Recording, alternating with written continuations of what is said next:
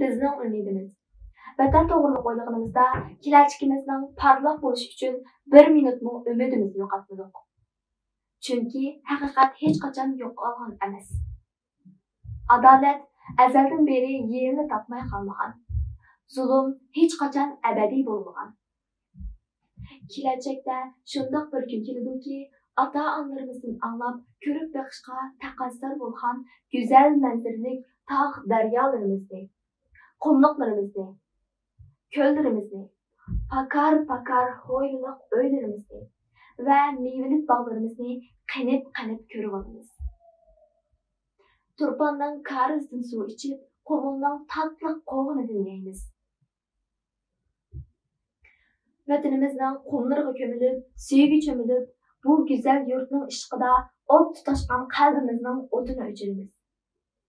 Yana shundoq bir kun keladiki, kamplarda, qora zindonlarda zulm chekayotgan qarindoshlarimiz erkinligiga erishib, turmalar yiqiladi. Yiqilgan turmalarning o'rniga ana tilida dars o'tiladigan maktablar silinadi. Vivskalardagi Xitoycha xatning o'rniga Uyg'urcha yoziladi. Taraflardan masjid qurilishleri başlaydı. Ders kitapları ana tilde besilip, ana tilde okuş nasip olgan baxtlik o'quvchilarga tarqatiladi. Bir kun keladi. Vatanimizda qapib olgan qora bulutlar tarqalib, aslidagi go'zal tabiat qaytib keladi.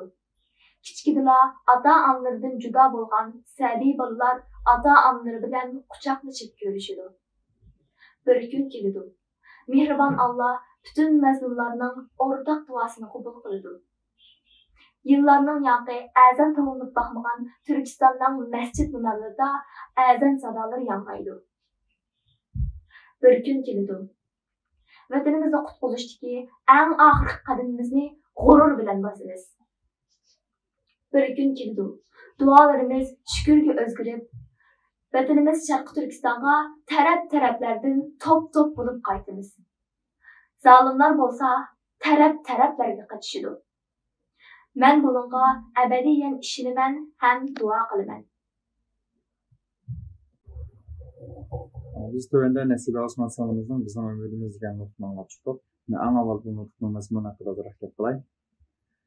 Her kimninki ümit arzuları bo'ladi. Her kimning ümit arzuları o'ziniki yeshi, qiziqishi, bilim qurilmasi, xarakteriga bo'ladi.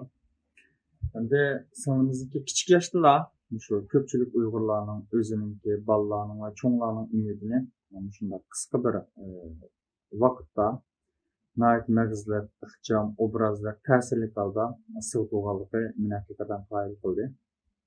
Eng avval o'tirib qo'ygan fikrlari nəhayət yaxshi bir fikr, tema nəhayət yaxshi bir tema, jumlalar nəhayət qoyil qilarli, to'q, ravon, mantiqliq, logikliq, nəhayət bir-birisiga moslashgan, jipslashgan, bag'onishchanlikga nəhayət boshdan oxir ravon so'zlangan bir nutq bo'ldi.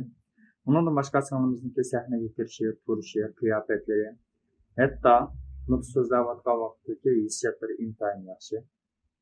Bo'libmi o'zining hissiyotini ifodalagan chog'dagi bu badan harakatlari, qo'l harakatlari, intonatsiyasi, urg'usi, tiniq elishi, hatto nerda to'xtab boshlagan vaqtdagi shu har bir nafas elishlardan tortib, yaxshi, mukammal obdan bo'ldi deb o'yladim. Muvaffaqiyatli chiqqan bir nutq bo'ldi deb o'yladim. Buniki o'ziniki mush alohidlikdan taxmin joriy qildirib, taxmin yangi mazmunlarda, yaxshi fikrlarda nutq so'zlashini, o'zidagi bor talantni, o'zidagi qobiliyatni, o'zidagi alohidlikni taxmin yaxshi